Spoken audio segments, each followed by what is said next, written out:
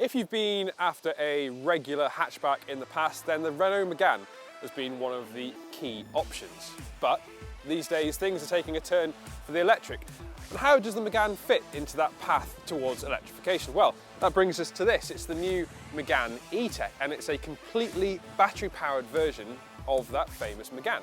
So if you're in the market for an electric version of one of Renault's most famous hatchbacks, this could be a perfectly good option.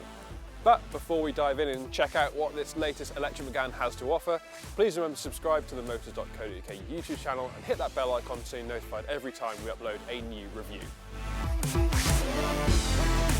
We really like the look of this new Megane E-Tech. It's got some really neat design features like the daytime running lights, which seems to stream down from the main headlights. Up front, we've got the new Renault badge, and that's mirrored at the back. And you might notice that the charging port is handily located at the front left of the car, which means that you can always get access to it whenever you're looking to top up. Now remember, if the Megane isn't exactly what you're looking for, you can head to Motors.co.uk where you'll find examples of many of the Megane's rivals, like the Volkswagen ID.3 or the Nissan Leaf. The interior of the Megane E-Tech is a really nice blend of new modern screens and more traditional design aspects. For instance, I like the fact that you've got this fabric material on the dashboard, and the same goes for these kind of houndstoothy looking seats, which are actually quite cool and they're really comfortable too. Up front you've got a large screen and a second driver's display, and it's running Google's latest infotainment system, so it's really quick and it's very intuitive, particularly to those people who might be using an Android phone. Now the only issue that I find with the screen at the moment is that because it's quite far away, you're having to use it at full extension, and when you're actually driving, doing something like changing a song or editing the temperature in here can be a little bit of a pain. But thankfully there's Google Assistant in, so you can ask it questions and it will be able to do a variety of functions just through voice controls alone. The build quality is good too. There are some scratchier plastics lower down, but I think it's pretty much on par with many of its rivals like the ID.3 that we've mentioned, or again, the Nissan Leaf. Overall it feels just about what you'd expect for a car costing around about £32,000. And there are plenty of smart functions involved to make driving a little bit easier day to day. So that nice build quality is continued into the rear of the car. We've got the same houndstooth material, which still feels really nice, and actually these seats are very comfortable, though this middle seat is a little bit tight, so I'd say it was more for occasional use.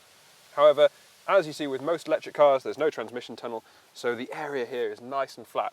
So if that person is in the middle, at least they've got plenty of room for their feet. However, if you're sat either side, and when you have the driver's seat in its lowest setting, which is what I like, there's not as much room for your feet as you might expect. No, knee room and headroom are both pretty good. It's that foot space which actually is quite surprising in a car of this size. I'd say that something like a Skoda Enyaq is going to be a better choice for someone who wants to go into an EV but still wants plenty of interior space. It really does offer a great deal more than this car here. However, in terms of charging, we've got two USB-C sockets here, so people sitting in the back will be able to top up their devices. And we've got some handy small storage bins at the side for those litre items. We've also got some seat back pockets there too. So it's just that foot space which really brings the Megane down a little bit. Elsewhere, it's still quite impressive. Where the Megane E-Tech does really well is boot space. Now, it's got a tiny little button and it doesn't have a powered rear hatch, but once you're in, you get 440 litres of storage area, and that's actually more than you'll get in the Volkswagen ID.3. So if you're looking for better boot space, the Megane definitely comes out on top. It's also got a lightweight parcel shelf, which is easy to remove, and of course you can fold down those rear seats to extend the load area further. Practicality, it's definitely got it nailed. So what has the Megane E-Tech actually got underneath it? Well, we've got a single electric motor with around about 220 brake horsepower, and then that's linked to a 60 kilowatt hour battery, which should return up to 280 miles from a single charge. Now, in terms of charge times, we're looking at around about 45 minutes if you can get this connected to a 130 kilowatt rapid charger, or if you're plugging into a home wall box, a 7 kilowatt unit, we're talking about 7 to 7.5 hours, so perfectly suitable for overnight full charges. In terms of performance, we're talking 0 to 60 in around 7.5 seconds, probably just under 7.5 seconds. So against a traditional diesel Megane or a petrol Megane, that's pretty good.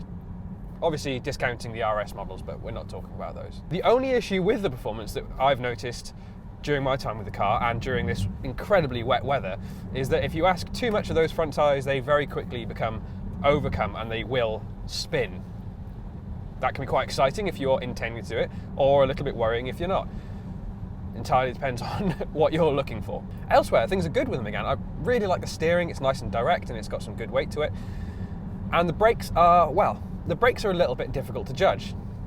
They're both quite spongy and quite sharp. It's a difficult sensation to properly articulate, but it does mean you just take a little bit of time getting used to them, and in slower moving traffic, you can find yourself just hopping a little bit.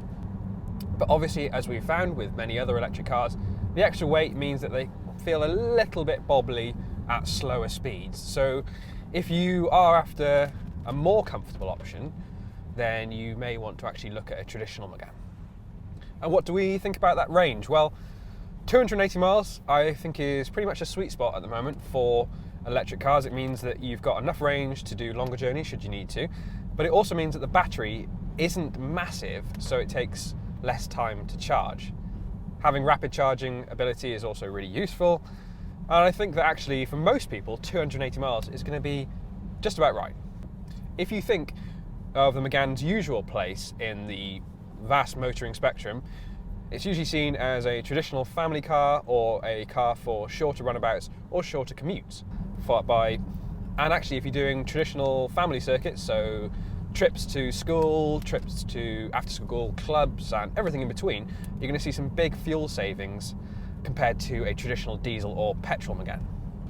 The one thing that I do find a bit of a pain in the Megane, and it's something I find on a lot of Renaults, is the indicator stalk situation that we've got here. We've got 3 stalks, one for the gear stick, one for the wipers, one for the audio controls at the bottom, something that's been quite traditional on Renault models, but having all 3 of them in the same place means that, well, as you might expect, quite often you can easily go for the wrong one. So you don't often want to be skipping a track when you really want to be making the wipers a little bit quicker. And also you don't want to be activating the wipers when you want to be finding reverse. I just think that's too cluttered. The rearward visibility in the Megane also isn't the best. The rear screen is very slim, very letterbox-like. So you do have to be a little bit more careful when you are reversing, take a little bit more time. And the over-the-shoulder view, well, that's blocked by quite a large pillar. So in terms of ease of sight, the Megane, well, it doesn't come out on top, let's just say that. The Megane E-Tech feels like a fitting electric continuation on that famous French badge. It's a good-looking car with a really nice interior and loads of next-generation technology, but most importantly, it's got a decent range and an adequate charging speed, which are both 2 key factors that you really want from a new EV. If you have enjoyed this video, please give it a like below and remember to subscribe to the YouTube channel. And remember that if you are in the market for an EV, Motors.co.uk has thousands of examples already online and ready to check out.